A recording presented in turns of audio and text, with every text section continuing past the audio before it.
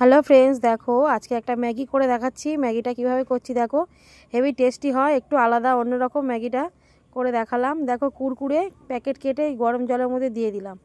এবার এটা কি কুরকুরের সঙ্গে মানে জলের সঙ্গে এটা পুরো মিশে যাবে, খেতে দারুণ টেস্টি হয় এবং ভালো হয়।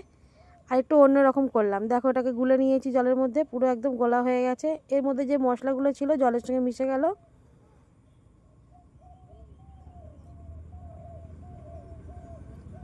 দেখো পুরো জলের সঙ্গে পুরো মিশিয়ে দিলাম।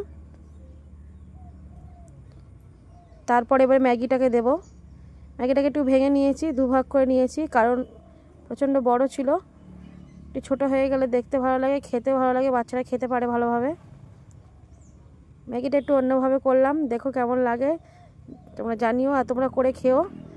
দেখো পুরো ম্যাগিটাকে পুরো সিদ্ধ করতে বসিয়ে দিলাম ওই জলের ভিতরেই, এই কুরকুরে জলের ভিতরে। তারপরে এবারে ম্যাগির মশলাটাকে দিয়ে দিলাম।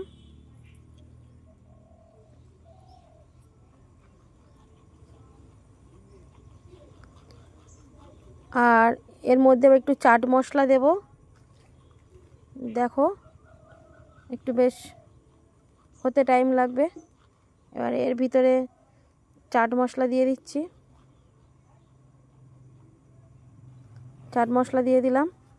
তারপরে দেখো একটু 1 চামচ সস দেব, টমেটো সস।